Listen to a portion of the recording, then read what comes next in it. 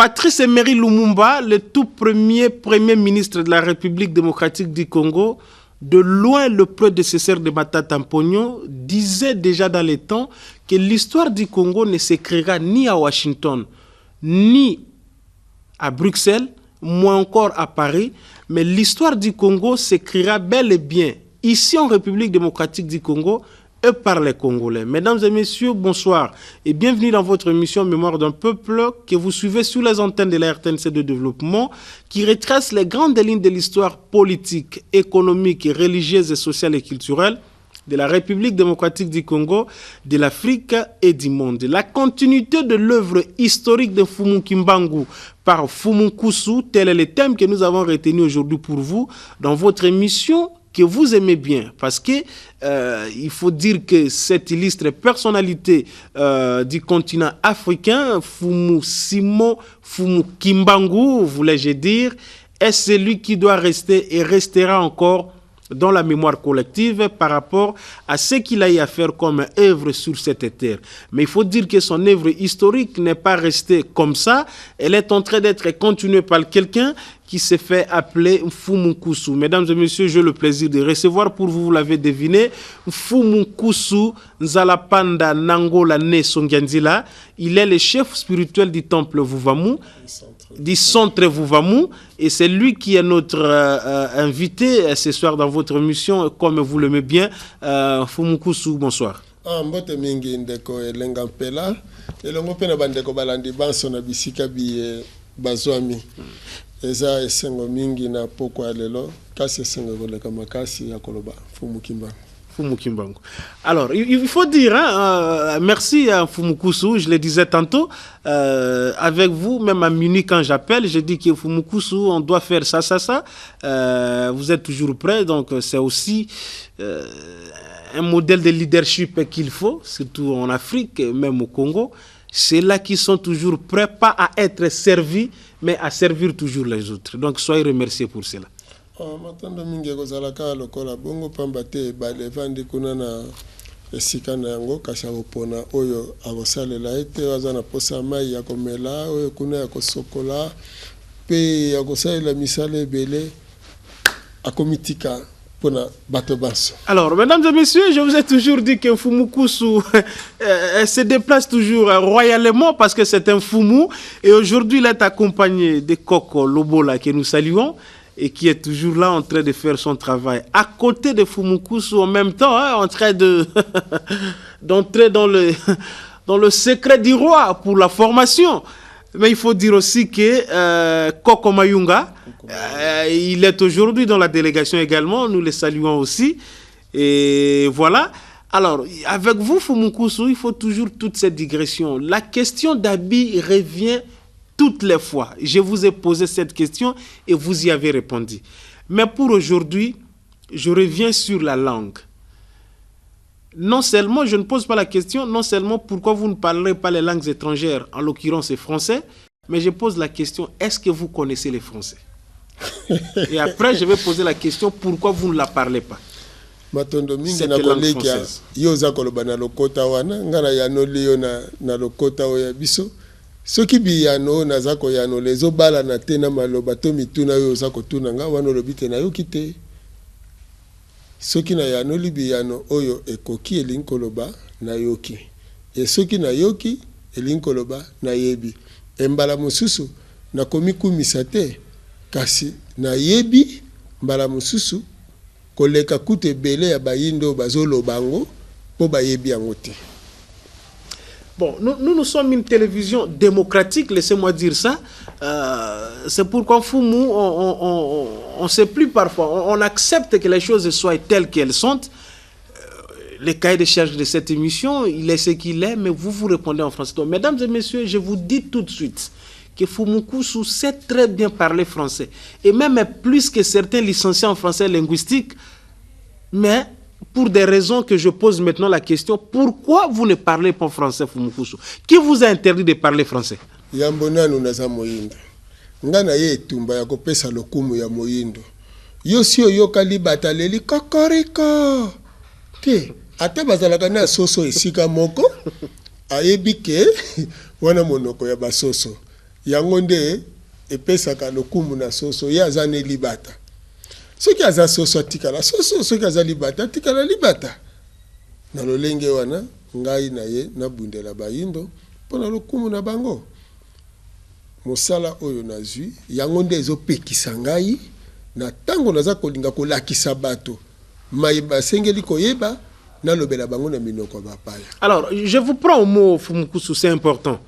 Je pense que le centre Vuvamu aujourd'hui a aussi un caractère international. Parce que les Noirs ne se trouvent pas qu'ici au Congo. Même en Occident, il y a des Noirs. Et je sais que, moi je suis souvent avec vous, on vous réclame parfois par-ci, par-là. Alors, quand vous vous rendez dans ces pays étrangers, vous allez faire comment, par exemple? Vous chercherez un interprète ou vous allez faire comment? Vous parlez le lingala aux États-Unis, par exemple, si on vous invitait pour parler de la cause des Noirs là-bas. Nakolobaka kana lingala. Boyebi mbala mosusu awa na bamboka na biso. Boza ko vanda liboso ya ba théâtre ezoleka liboso na bino. Oyo bino bozo kanisa ke makambo ya Nzambe. Okomona mondele moko aye awa. Ye aza koloba anglais, to azoloba français, interprète aza kosala interprétation na lingala. Mondela kei siko batikali bango mibale bayindo na bayindo. O pe bazoloba lingala, pe bayoka kango. Baye liboso bandimi bazongeli toloba na lopoto ba reproduire bazongeli scène o ezalaki na mondele pasteur wana komi koteya na français moninga mususu alobaka na lingala. Nde bongo po balakisa epai ya bato te bango nde baza mayele. Nzoka ya yaki koloba monoko na ye asalaki bokasi taloba monoko na bino malingaki kolobela bino maye azaki nango posa ya koloba nde lolenge wana ozoyoka lelo okoyoka bato mosusu azoganga faya kala boza koyoka te kapo mindele moko bayaki basali bagangi moto lolenge wana na monoko na bango bango pe bakomi kaka. Et parfois Fumukusu, peut-être pour vous paraphraser, on reprend de façon, je dirais, bon, je vais être dur, parfois bêtement, des choses qu'on ne maîtrise pas. Et quand on revient sur des Shokoroshi Kakanda Baba, on ne sait pas qu'est-ce que l'on dit à travers ça, on ne connaît même pas. Distraire jeunesse. Donc baza ko sakanisa jeunesse peut kota tena makanisi. Oyebi ndeko na ngai tokota na kati ya makambo ngo to lingi to limbolela bilenge na biso. To bilenge ya lelo baye bakabaza na mosala monene pona bomoi na bango ya lelo na ya lobi. Batika nde maseki pe batika kondima bato baya kokotisa bango na masano ezangi tina. Pamba te baza ko bungisa bango bilenge nzela ya solo oyo basengeli bongo kolanda. Ok, ça c'est très bien. On va terminer peut-être cette première partie. Donc vous avez dit que même si vous partiez à l'étranger, vous parlez le lingala et on aura des interprètes à côté. Donc les Kokondinga et les Kokolobo là, et au moins ils doivent apprendre le français, l'anglais et d'autres langues. Parce qu'ils sont dans le service royal.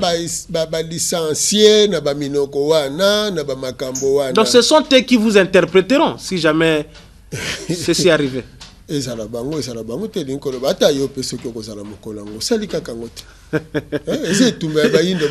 je le fais déjà.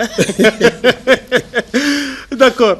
Alors, la continuité de l'œuvre historique de Fumu Kimbangu par Fumukusu.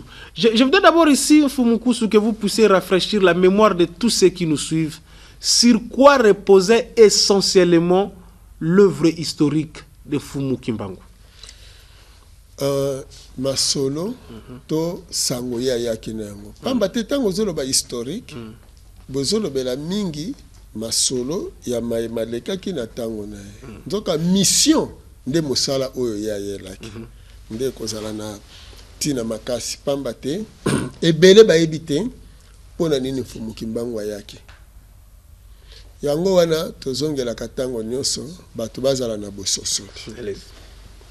Soki toko bandaka na batu ya Bible ezali to na batu ya Coran ezali poto la kisa tango nini mobikisi ayaka tango nini esengaka na batu bazonga lisusu na bonzambe po bonzambe babota makana yango bonzambe bakela makana yango wana tango ba romain na bandana no mosika tango libota ya Israel yebo umbu na Egypte na mibu kama mine na ndambo bavandaki na Egypte bazalaki kolia komela kobala kobalisa kobotana kasi pona mayimatala ki losambo lokola bakomaki kosambela bonzambe oya biso bayindo biso tozalaki likolo na bango bazalaki na se ya biso yango kosala tango bakozonga Moïse akozongisa bango kaka na nzambe ya bakoko na bango oya Abraham e mobeko bosambela nzambe ya bapaya te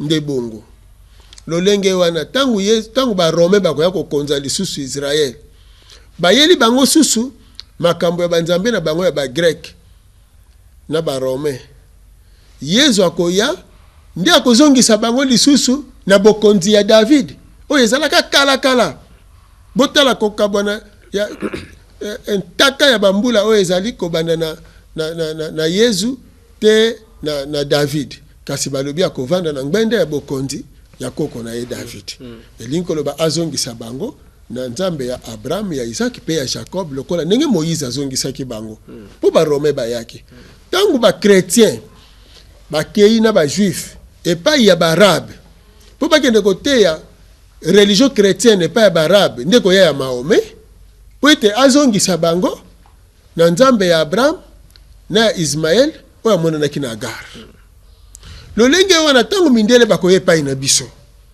na barabe bakoye epai na biso po bateya biso siko bakotisa biso na ba religion oyo ya bango po tosambela tokoma koloba na minoko na bango tosambela bonzambe lokola ndenge oyo ya bango yango wana koya ya mfumu kimbango akoya po na kozongisa biso sikoyo na bonzambe ya bakoko na biso po tozonga na nzela ya solo. Vous allez continuer Fumukusu. À ce niveau, je veux peut-être comprendre. Avant la venue de Fumu Kimbangu, donc les Noirs vivaient un peu sur le plan spirituel de manière désordonnée, selon ce que vous dites. Mais bozalaki na kata ba religion bapaya. Bozana kata ba religion bapaya, na kata ba religion bapaya komona nini bokoloba minoko bapaya. Bokolata ba kombo ya bapaya. Omoni comme les Patrick Kachala et tout ça. Ndenge wana pe lokola Yesu, donc Jésus Emmanuel, Emmanuel Jésus. Omoni Jesus eza kombo ba Romain. Yango no moni na kati ya Israël ba Jésus bazalaki ebele. Jésus Barabbas, Bar Jésus, pe bongo na bongo. Yango moni batiaki mo précision que Jésus de Nazareth. Omoni ah bon. Sinon te kozala Jésus de Samarie. Donc il faut avoir précision que oya zalaka na Nazareth. Alors na motindo wana Fumu Kimbangu tango aye ezali po azongisa biso na bonzambe. Nzoka batu esengeli bayeba bonzambe ezali nini. Po eloko eza konyokola bayindo ezali oyo bayindo bazoyeba te mosala nini Fumu Kimbangu ayaki kosala. Et ceux qui bayindo bazoyeba te surtout ça. Ceux qui bayindo bazoyeba te mosala nini Fumu Kimbangu ayaki kosala. Po mindele oyo bakangaki Fumu Kimbangu na 1921 basalaki mayele mabe tango bakangaki Fumu Kimbangu na boloko bazwi bana na ye bakena bango epa ba catholique. Donc le papa Diangenda Kisolokele bakena bango epa ba catholique. Papa Dialunga na tikalaki na nkamba bolimbisi bake na mama Mwilu na kuna epai na bango na Ngombe Kintsuka bango bazaki ba protestant. Omoni donc message ya kimbangisme message oyo Fumu Kimbangu ayaki na yango bango te batu batikala ki ba détenteur na yango to donc Fumu ça c'est important. Donc papa Diangenda et papa Kisolokele on les a amenés chez les catholiques. Pas ba catholique mingi penda ba jésuites. Chez les jésuites qu'est-ce qu'ils faisaient? Colonie scolaire kuna na ah oui. Donc pour les inculquer un peu donc ba salima sopo ba komisa bango ba chrétien osomona donc bazalaki wana bazome la communion bazako encadrer bango esengeli boye bagake bosi bokangaki déjà léopard to lion asalaki alingaki akata bino siko bozui bana na ye kuna bokangie na boloko. Vous avez pris des lionceaux pour essayer de les caresser dans le sens de poil. Boko tika bango ndenge wana to boko buka bango minu boko kata bango manzaka po ete boyebi te mwana ya lion akozala kaka lion mwana ya léopard akozala kaka léopard. Donc c'était ça l'objectif. Oui.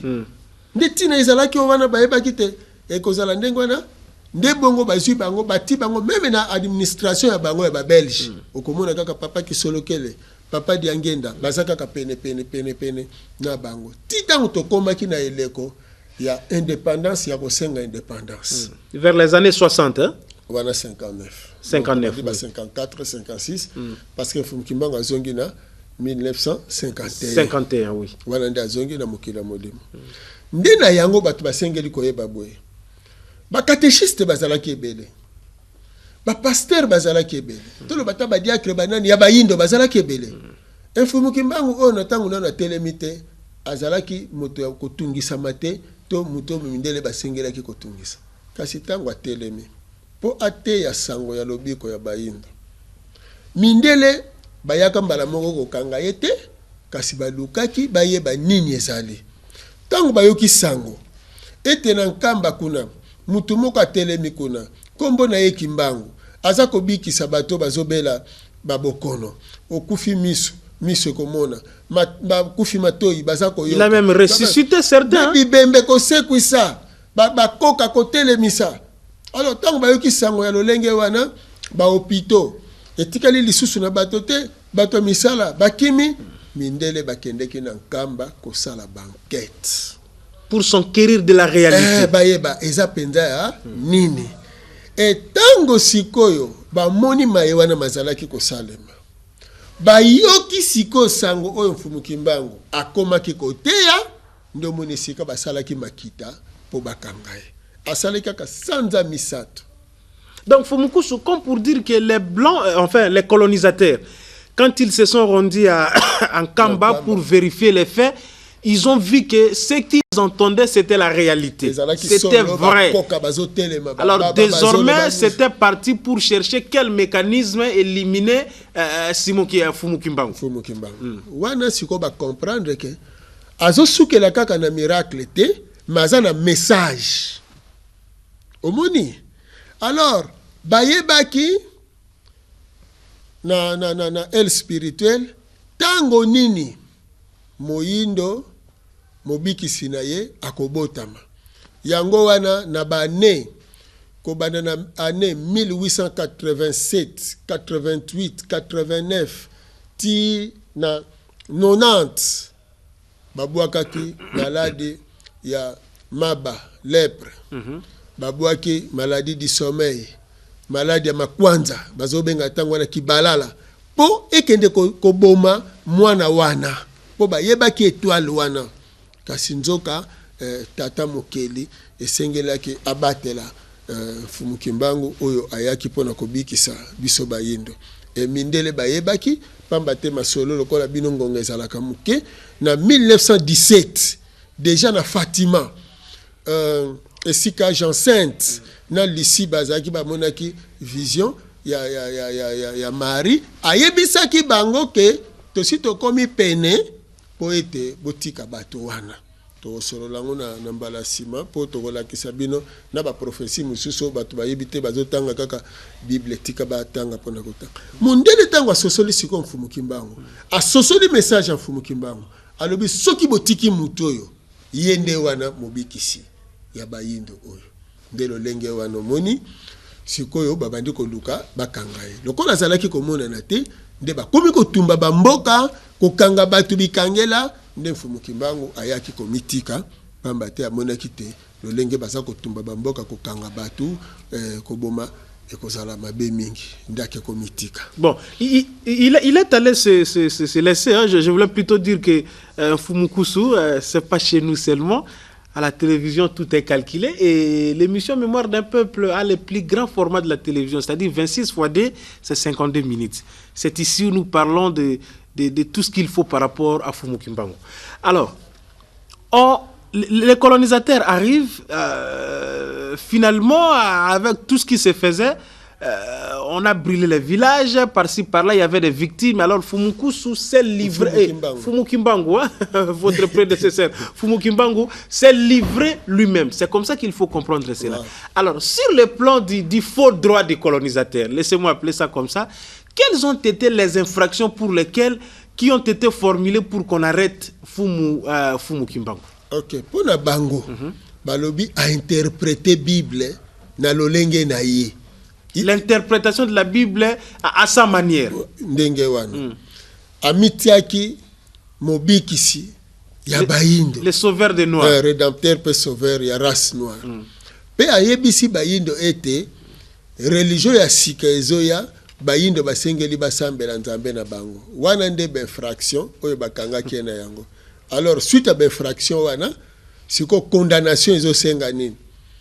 Azali condamné à mort, donc à peine capitale. Peine capitale. Et Sengeli babomaye dans l'immédiat, ba commerçant Mbanzangungu basengi, ba pendre ye na lieu public na nini wana na cité Mbanzangungu. Là les Belges hein. On pas belge, ko ba commerçant belge ya ba belge wana. Do ba pendre Mfumukimbangu et ba mususu ba mona kité ba bomaye sur place. Nde lolenge wana mécanisme moko yaki kobota ma parce que Mfumukimbangu azalaki n'importe quel mutute azaki mutako sakana na été. Alors lokola abiki saka mokonzi ya ba belge na bokangemi nde lolenge wana sikoyo ekosala te monsieur Dupius akokoti sa recours. Alors roi ya ba belge nde akomona te nesika bakende na peine capitale. On a communié sa peine à perpétuité. Akende konyo koma na boloko. Bongo akende kokufela ka akuna. Alors tango batiye na boloko wana ozomona lokola batu bakina makanisi deja akobomaye. Balinga ki kutu te alala bambula. Donc pona bango ndenga kotika ka boloko bongo mikolo wana kaka akufa.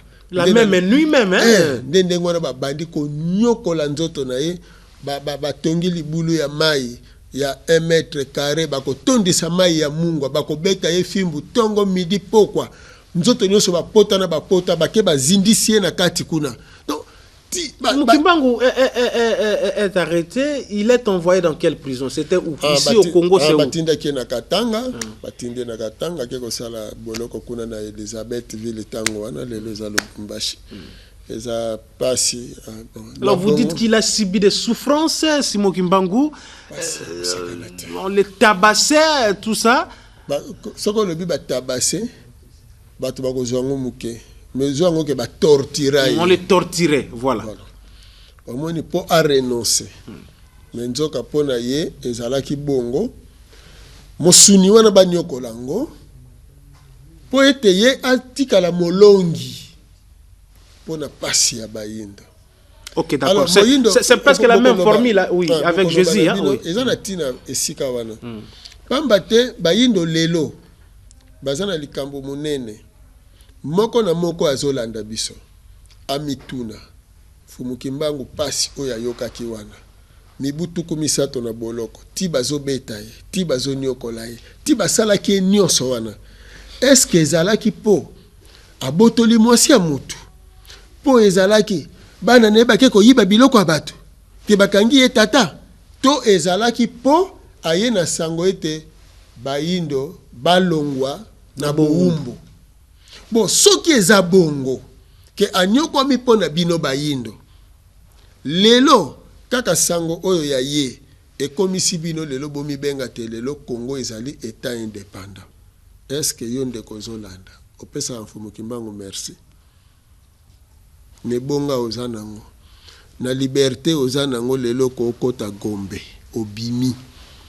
Parce qu'avant, le noir n'arrivait pas à Kalina. Hein? À 16h, tout s'est terminé. Vous ne pouvez pas franchir de l'autre côté.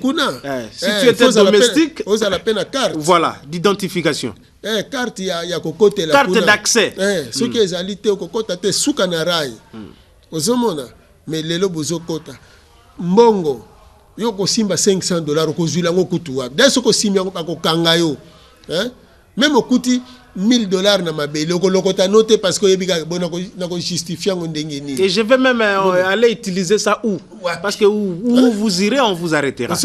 Bandeko ya Kasai diamant lelo bozo tekisa diamant sans merci na Mfumukimbangu parce que ezalaki diamant soki ba zuyo na yango boloko ndezo zela yo okobeta mafimbu na lolenge oyo kuto kondima kutute.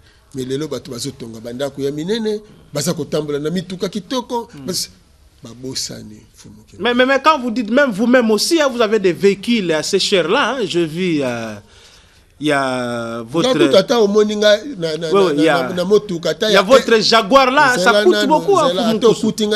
Il y a 1 milliard. D'accord. Le problème, c'est celui de dire merci. Donc, bango sikoyo, bango. Est-ce que bazo pesa merci? Ça, c'est profond. Alors, ne sikawana, bino bolobaka, ingratitude, est-ce que futaka? L'ingratitude ne paye jamais. Ok. Ndenge wana ba Congolais, baza ba ingrat envers nzambe na bango, oya tindelaki bango, fumukimbango. Yo yebisanga siko lokola toza, afe ba Congolais lokola baza ba ingrat. Lokola pe bazo kwa kolakisa mfumukimbango epai ya ba bikolo mususu te. Donc ba mboka mususu te. Ingratitude wana ezo continuer. Est-ce que nzambe akoki ko pambola ba Congolais pe ba yindo?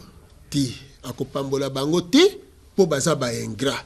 Atindelaki bango mfumukimbango oyo bango ba bombi. Lelo siko bolobaka France Fano alobi gâchette ya Afrique oyo eza na forme ya revolver eza na Congo. Ekobetelawa eloko nini wana gâchette yango. Soki Congo ebongi, Afrique ebongi. Congo akobongisa Afrique na likambo nini? Esengeli Congolais amiyeba pe ayeba Congo eza nini? Bon, attendez, Fumukusu, ce que vous dites là est important. Hein? Moi, je suis de ceux qui définissent une certaine façon de voir les choses. Ouvrons cette parenthèse et nous allons la refermer. Nous avons vu le président Kabila se déplacer pour aller en Kamba. Et sous la curiosité de tout le monde, il a respecté vos us et coutumes. Il avait enlevé ses chaussures. Yero Diaye était parti, je me rappelle. Il y a beaucoup d'autorités qui s'y sont rendues de l'autre côté. Il y a eu les procès, même si vous ne l'avez pas bien accepté ça, les procès de réhabilitation de Fumu Kimbangu. Mais vous-même là, les Kimbanguistes, j'ai dit vous Kimbanguistes, vous avez un désordre impeccable. El Munkoto, El Kamba, vous ne vous attendez pas et même ça commence à prendre les allures d'une haine qu'on ne peut pas reconnaître dans une église aussi respectable ou dans une religion aussi respectable comme le Kimangisme. Mais est-ce que la première méconnaissance de Fumu Kimbangu ne vient-elle pas de vous-même? Comprenez, mon vous, c'est les Kimbanguistes, pas vous comme individu. Qu'est-ce que vous répondez? Et nous allons fermer cette parenthèse.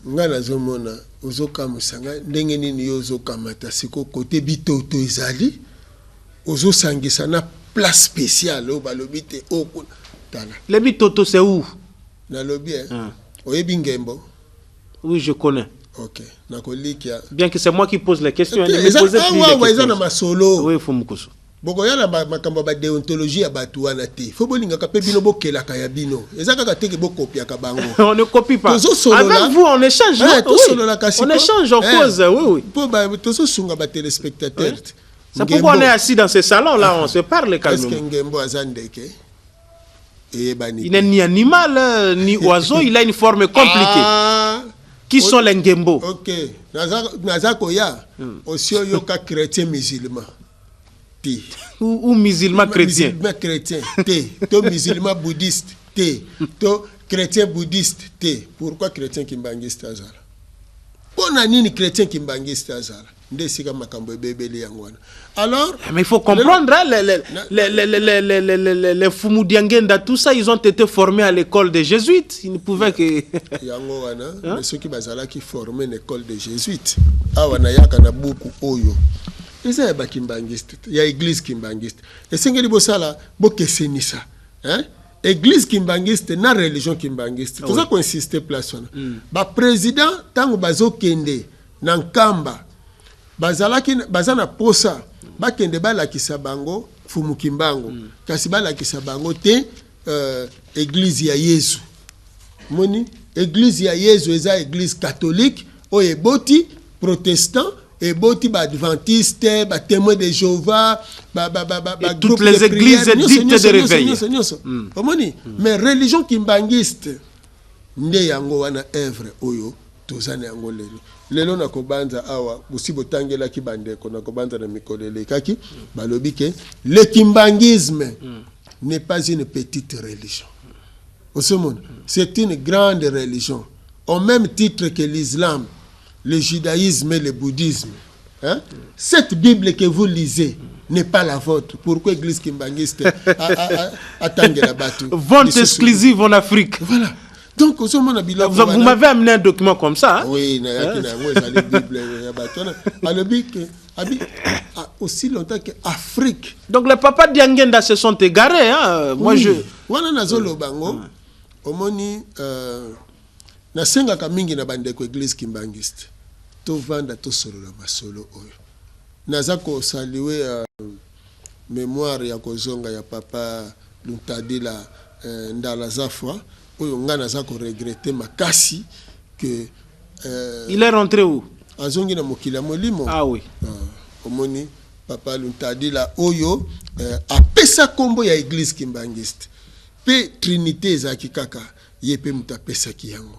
Donc nakobanza bande ko église kimbangiste te papa kusaleki na télévision et azolo ba mabe pour te ngala azolo bana bino po moto nyoso kotako ngambo nyoso ko wuta.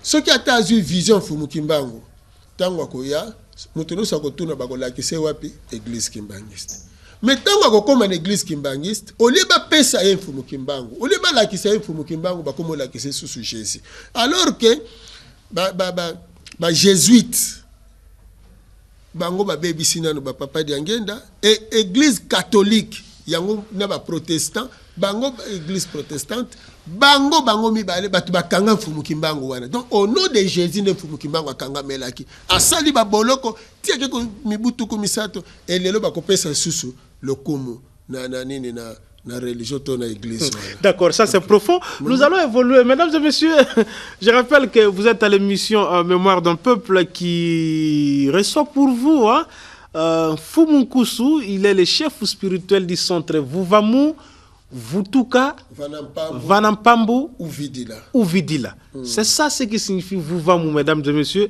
pour vous qui nous suivez un peu partout. Alors, je vais prendre l'espace de temps qu'il y a entre l'arrestation de Fumu Kimbangu jusqu'à la réapparition comme ça, si vous voulez, de la religion kimbangiste. Bon, parlons ici de l'église. Vous pouvez nous dire comment se sont passées les choses quand lui, il était physiquement arrêté au niveau de Lubumbashi, d'Elisabethville. Qui a conduit les choses?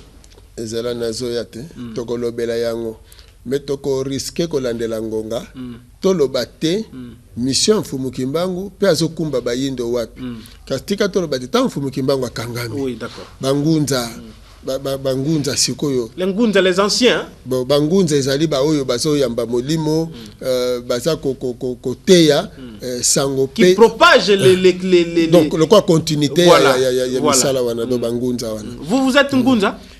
Bon soko lo bingunza na sens ya moko mususu koki kozala mususu koki ko babongo te mais ezali parce que vous êtes un guide, hein? il faut les rappeler. Ndena motindo wana bangunza bakobaki musala wana mais bazali ko sambela ya kobomba mabombama tikino to koma ki 51 fumu kimbango azongi na mokila molimo.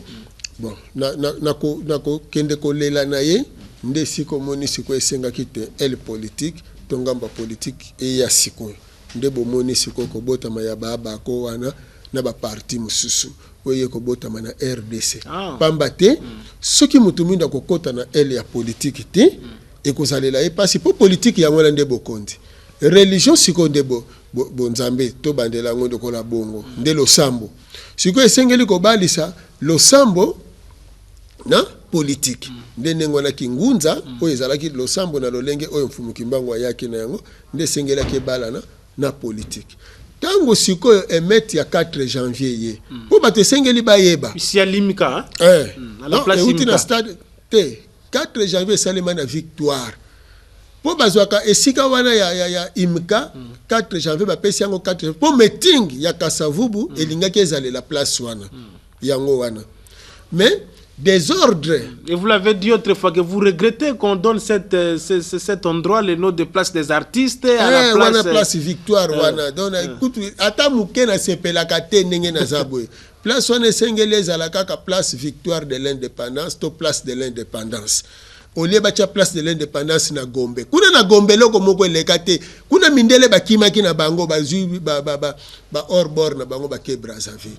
makambo elekelaka wana bato bauta ki stade na match avec club ya Mikado l'air baye ke metinga kasavu bezalaki te na kanda wana babandi koganga mbala moko a Kongo ya Kimbangu po lisolo moni likambangonga ndesika babengana babanda kobengana mundele place wana omoni mais kasi eloko nini elekaki po ezana tina bato bayeba tangu makambo ya 4 janvier eye nzoka vato koma na makambo ya 4 janvier bangunza bazale ko sangana ya ko kabwana ba mususu na Lopori ba mususu na Chwapa ba mususu wana na tanga babalabala ba mususu Sandoa ba mususu Farage ba mususu na Busujano pe Bongo ba mususu na Njili somla matonge kasavuvu côté wana ndesikoyo tangu makambo ya 4 janvier leki nde monsieur Pétillon akosolola na papa Diangenda soki aza na possibilité ya kokende kosangisa bangunza wana oyoki sika likanisi ya kobota l'esprit de créer l'église kimbangiste nde botameli na kobandela nesika wana nde sikoyo papa Diangenda akende asangisa bato wana po basala église o bakopesa kombo ya église de Jésus-Christ sur la terre. Par son envoyé spécial. Wana ba joute wana nyoso ba parce que même po ba pesa kombo wana bango ba s'inspira ki na ba protestant parce que awezala ki l'église de Christ au Congo. Au Congo oui. Ndenge ngona bango siko ba moni bo biso siko to sala neni poto se pedisa mundele to pesa église de Christ sur la terre. Ozomona. Donc lo lenge wana. Alors sikoyo tozonga na mission Mfumu Kimbangu. Moto mwindu esclave. Avant mundela ya mutu mwindo azalaki na relation na Nzambe o azalaki na bonzambe na ye bonzambe elingi koloba nini koyeba ko surmonter ba difficulté koyeba ko pesa ba solution na makambo bonzambe ezali kokela pamba te lelo po bato nyonso bandima ke Nzambe azali kaka po akelaka po moni nzete po moni mbisi po moni ebale po moni ngomba po moni zamba po moni nyama omoni ndeke yango na bondimi ke bondimi ke Nzambe azali omoni la terre la forêt tout ça omoni biloko nyonso wana yango bondimi ke Nzambe azali sikoyo mindele baye awa babandi ko ya kokosa biso ote omoni ndenge zabwe Nzambe azalaka na likolo asali banjelu kutu azwi paradis na ye achango kuna na likolo fin du monde nde sika mayele bato mwindo kangami siko bato mwindo bakomi kobanga lifelo bakomi kotie lika na paradis bakomi kotie lika na banjelu babosani ke bango moko nde banjelu yango osomona donc kinza bonzambe alukuta oye uti na bapaya ezokosa biso ke banjelu moko bazalaka quelque part nzoka nde biso moko banjelu wana yango wana oya kodute na nga oya kodute na nga sikona kolakisa yango soki Nzambe alobi ata faisons l'homme à notre image elingi koloba nini azana bo bazokela naye ngai nalobi boye te mokili ndenge Mfumu Kimbangu ayaki po azongisela biso bokonzi ya botata mokeli po bokonzi ezalaki bokonzi ya banani ya mindele Yesu tango ayaka na Israël akutaki bokonzi ya banani ya barome po azongisela bango bokonzi na bango alobaki nini leur père basambelaka bongo leur père qui est aux cieux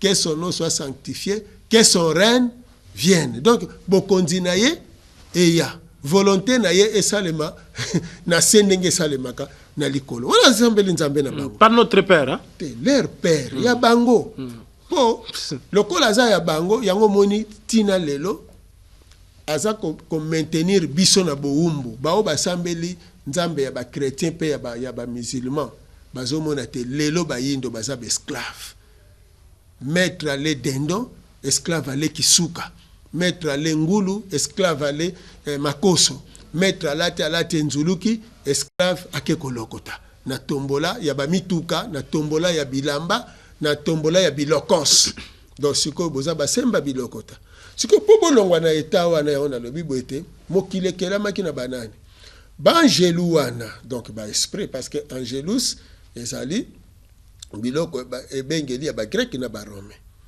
mais bambasi wana oyo bazalaki na tata mokeli oyo bakeli mokili bango wana bayaka kobotama na nzoto oyo tobengi bato etango bazali na boyokani ya malonga na mokeli na bango yango ekosala ete bomona lelo ndakisa mpo na nzoto ya mutu bakelaki nzoto ya mutu tango bakoya kobotama lelo na nzoto ya bomoto boye siko po babongisa yango soki nzoto ya mutu eza malade bango wana basalaka yango bato bakoya kobongisa yango moni tozala ba orthopède ba ophtalmologue ba dentiste ba cardiologue pe bongo ba gynécologue ainsi de suite ndenge ba rhinolingologue pe bongo donc ba o nyonso wana bomoni bango bongo po ba participaki na kokelama ya mutu yango ba yebi secret ya mutu mais ba kosa bino te ke nzambe aza magicien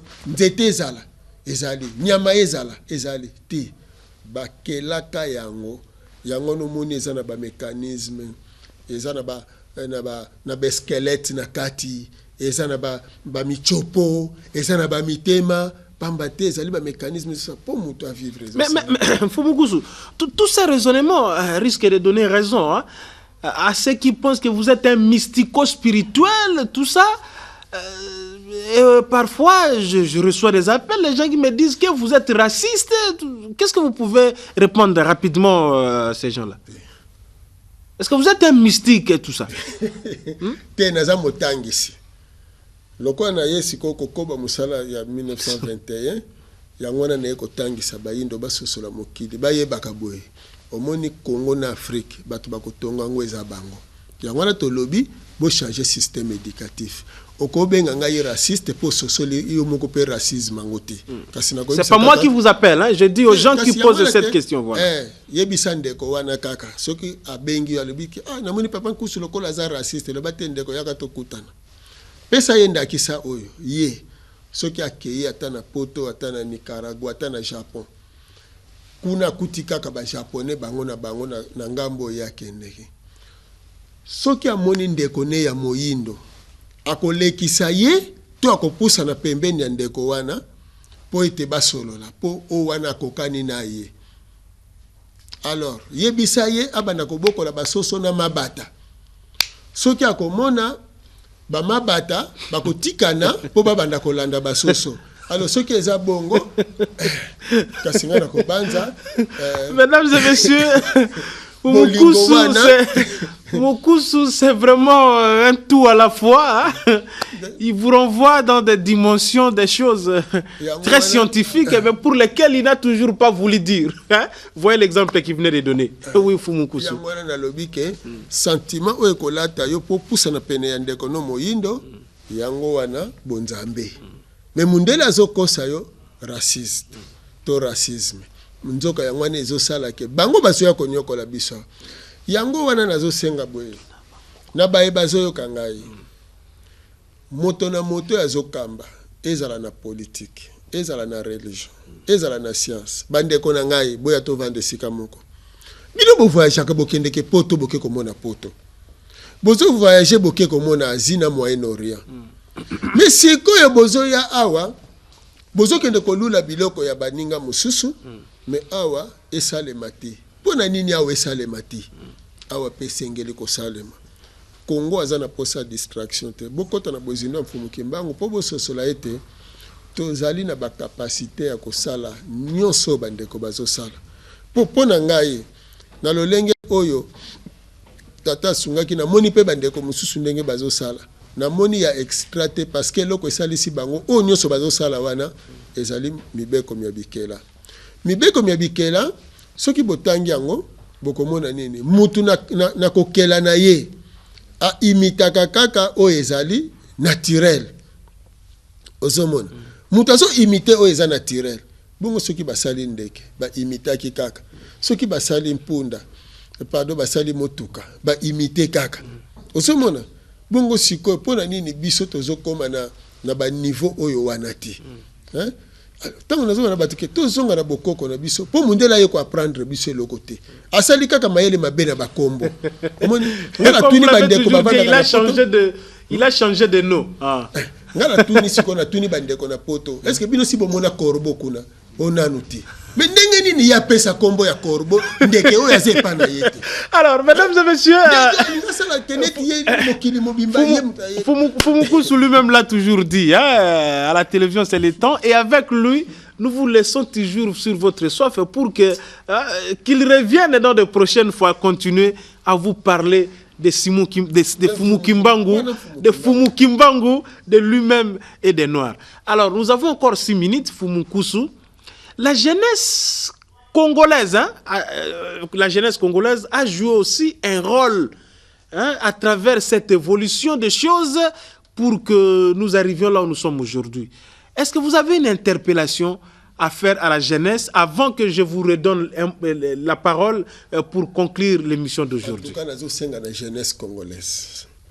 Nous sommes dans l'État. Atala likambo ya jeunesse. Pona nini? Yo jeunesse. Yo jeune garçon, yo jeune fille, jeunesse congolaise. Lelo. Tala esika tokomi. Soki lelo Congo eza na crise, soki Congo lelo eza na passe, elingi lobate ba kulutu ndenge batambolaki ezalaki mabe. Oyo tozali lelo ezali mbuma ya oyo ezalaki lobi.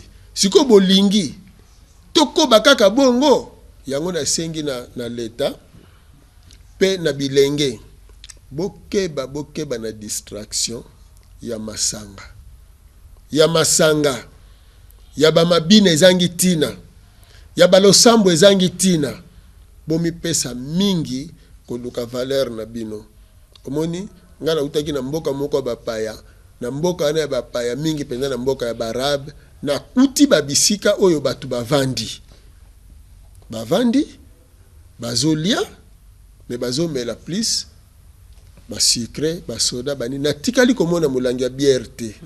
Natikali komona te esika oyo batondisi ba église pona kosambela sambela. D'ailleurs religion chrétienne kuna na moni yango te na mboka barab. Et na moni ndenge nini barab ba kolo religion islamique ndenge nini bazotonga ba mboka na bango alors que islam awe ezotonga te. Ezo salelo komoko awati.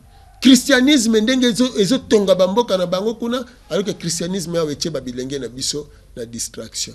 Donc ba jeune bomoni vie minute eza muke mais vie eza na donc avenir na bino ezo dépendre na bino. Ya wana moni siko na minute nazo lakisa bino musapi boye nga itata nkusu kiambo nzala mpanda na ngola nazo lakisa siko bino bilenge boye bolongwa na distraction. Pour avenir na bino bolongwa na distraction pe botika kolula biloko ya bato mosusu po bino moko pe boza capable na yango nazongeli lisusu l'état ta la jeunesse oyo bazo memango wapi bato bazo ya koteka soupe na tolo awa na bamboka na bango les ouest africains on les voit ba ouest africain te parce que mais ils sont parmi ceux-là aussi Fumukoussou tanga ba libanais tanga ba libanais bendie ba pakistanais parce que bango bato ba ouest africain bazaka ka bato basombi pa na bango po bango batekisa omoni ma bande ko ba west africain bozali awa so bino ba musubo kendeke tina mboka barabi wana est-ce que bino bokuta kuna mboka na bazo tekisango ba soupe na tolo wana o lelo bino bokomi ko pesa jeunesse na biso emela ka soupe na tolo ba perdre conscience mikolonio so ba publicité ya ba masanga ya ba mabina ya nini moye ba bilenge bazwa avenir na bango penza na bozindo boyesalite boso kotsa bana ba kelasi etangi seli ya bana ezali yango te beaucoup pesa bango mingi ba cours oral bolinko la kisa bango te ke pa na biso moko pe chimie ezalaki bakoko na biso bayebaki chimie bakoko na biso bayebaki physique bakoko na biso bayebaki littérature bakoko na biso bayebaki ba science nyonso bayebaki merci beaucoup mesdames et messieurs, nous tendons vers la fin de cette émission pratiquement. Si Fumukoussou interpelle la jeunesse congolaise ou la jeunesse africaine, c'est tout simplement parce que vous avez beaucoup de soucis à travers cette jeunesse que vous voudriez voir responsable demain. Alors, par rapport à la continuité de l'œuvre historique de Fumu Kimbangu par vous, en 30 secondes, qu'est-ce que vous pouvez dire par rapport à nos téléspectateurs, qu'est-ce qu'ils peuvent retenir? Et naturellement, à la fin, pour ceux qui veulent toujours entrer en contact avec vous, vous pouvez passer votre numéro de téléphone. En 30 secondes, s'il vous plaît, Fumukoussou. Matondo mingi. Poto etongami na bamindele. Barab bazotonga bamboka na bango.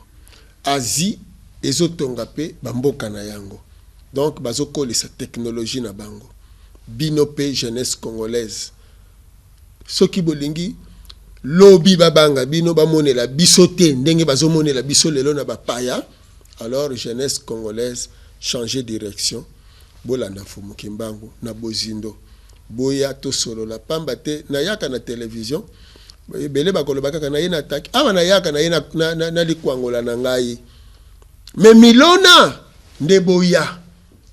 Moni boya po bozwa Milona o bokolona esengeli bandima bino pe boza bato.